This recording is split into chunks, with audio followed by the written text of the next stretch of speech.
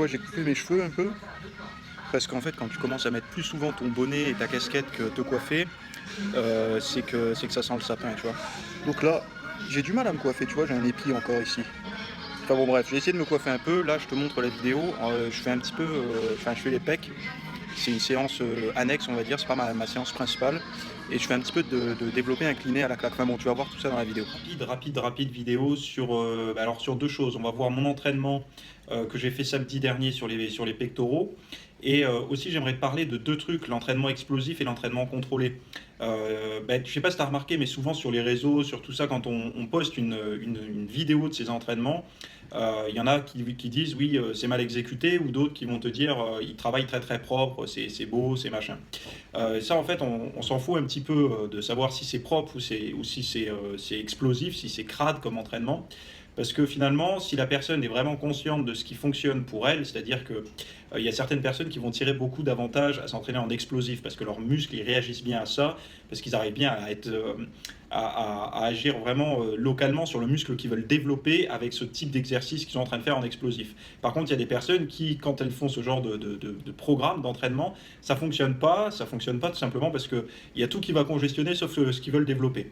Donc je dis pas que c'est la congestion qu'il faut chercher absolument, mais il faut quand même qu'un exercice, quand on le fait, il faut qu'il donne des bonnes sensations au niveau musculaire, parce que si on n'arrive même pas à recruter le muscle qu'on essaye de développer avec cet exercice, il y a un gros problème. Donc c'est pour ça qu'il va y avoir des différences, c'est pour ça qu'il y a des personnes qui ont plutôt intérêt, moi par exemple, j'ai plutôt intérêt, tu vas le voir dans les images de mon entraînement, sur certains mouvements, à le faire plutôt ralenti, contrôlé et parfois plutôt explosif. On va regarder tout de suite l'entraînement. Donc là, si tu vois, là je fais un petit peu du développé. Alors c'est du développé incliné au cadre guidé que je fais à la claque. Donc bon, il y a des séries d'échauffements avant et tout, mais après je fais à la claque comme ça me monte un petit peu en poids. Donc d'ailleurs, il y a un gros débat sur l'entraînement sur un cadre guidé. Il y en a qui disent oui, mais c'est pas aussi lourd que c'est pas aussi bien que la charge libre. D'autres qui disent que c'est pareil. Bon, chacun sa théorie. Moi, je m'en fous. Le but, c'est de forcer, que ça soit plus facile ou plus simple, plus simple ou plus difficile, on s'en fout. Le but, c'est de forcer. Après, il y en a qui vont te dire aussi que vu que c'est un cadre guidé, c'est pas aussi lourd parce que quand tu descends, il y a une petite friction, ça retient avec les tubes sur les côtés. Alors ça, c'est pas faux, hein, il y a certainement une petite retenue avec les tubes, mais si tu pars du principe qu'il y a une retenue pour la descente, il y en a forcément une pour la pousser aussi. Donc ta négative est peut-être plus retenue, mais ta positive sera un petit peu plus retenue aussi. Donc, enfin bon, voilà. Après ça, c'est ma théorie. Chacun donne son point de vue. D'ailleurs, je t'invite à donner le tien dans les commentaires. Donc voilà, le but c'est de forcer. Je ne sais pas combien il y a exactement, parce que la barre elle doit faire à peu près dans les 17 kilos. Là, il y a peut-être une centaine de kilos, parce que j'ai rajouté des poids de 5 en plus pour être sûr de dépasser les 100 kilos d'ailleurs. Et puis voilà. Donc après, je passe sur l'entraînement toujours des pectoraux, mais ça va être un autre exercice. C'est du développé couché à la machine. Alors cette machine est super intéressante. Déjà d'une parce que tu peux régler un petit peu l'amplitude avec les poignets, je sais pas si tu arriveras à voir, mais il y a des clips, tu peux régler l'amplitude, donc moi je le mets au milieu parce que ça sert à rien de trop étirer les pectoraux sur ce genre de mouvement, mais la convergence, donc la trajectoire du mouvement est vachement intéressante. Moi j'arrive vraiment à bien localiser sur ce type d'exercice, donc tu vois que c'est un hybride où je retiens pas mal la descente, mais par contre j'essaie d'être le plus rapide possible sur la positive. Donc, ce qui me permet d'avoir de vraiment bonnes sensations sur les pectoraux. Ensuite, je passe aux écartés. Donc, les écartés, là, si tu vois, je le fais sur une poulie qui n'est pas vraiment prévue pour faire ça à la base. Mais j'arrive vraiment bien à ressentir. La poulie est super fluide. Et là, c'est vraiment. Là, je cherche pas mal à étirer parce que déjà, d'une, j'utilise pas des poids super lourds.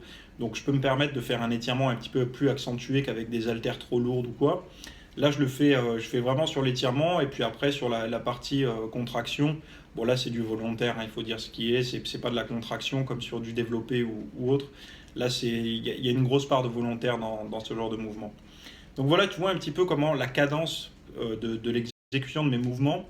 Et ça, je t'en parle dans la formation que j'ai mis en ligne hier sur le site. Donc, tu as les liens dans la description. Parce qu'il y a beaucoup de personnes qui ont peut-être un bon programme d'entraînement.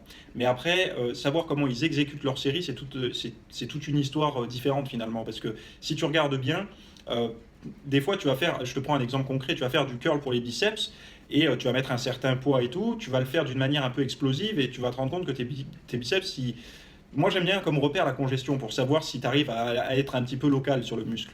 Et tu te rends compte que tu congestionnes mieux avec un poids plus léger où tu te concentres plus, enfin où tu te concentres, c'est pas où tu te concentres, mais où tu vas plus ralentir le mouvement, tu vas mieux réussir à congestionner, ça va plus brûler, tu auras plus de courbatures le lendemain qu'une fois où tu auras fait un curl très explosif, peut-être avec plus de poids mais trop explosif. Et du coup tu sais même pas si c'est tes épaules qui vont prendre le relais, enfin t'en sais rien. Donc en fonction de ça, là tu vois il y a mon cuit vapeur qui vient de terminer son rôle, il vient de me terminer de cuire mes légumes, et donc je vais passer à table après. Oui, donc je te disais, dans la formation, on parle de ça, parce qu'il y a des personnes qui, au contraire, ne vont pas exploiter un exercice qu'elles peuvent faire en explosif, et d'autres personnes qui vont finalement faire que de l'explosif et pas tirer tous les avantages de leur entraînement. Donc ça, je t'en parle dans la vidéo. On va parler aussi du type de fibres, tu sais, les fibres rapides, les fibres lentes. J'ai essayé de faire le maximum pour vous donner quelque chose de bien concret, donc j'ai eu déjà des très bons retours d'ailleurs sur la formation. Je t'invite à regarder, c'est dans la description, et puis si t'aimes ce genre de vidéo où je te donne un petit conseil à chaque fois, tu me le dis aussi dans les commentaires. Voilà, je te dis à plus pour la prochaine, bye.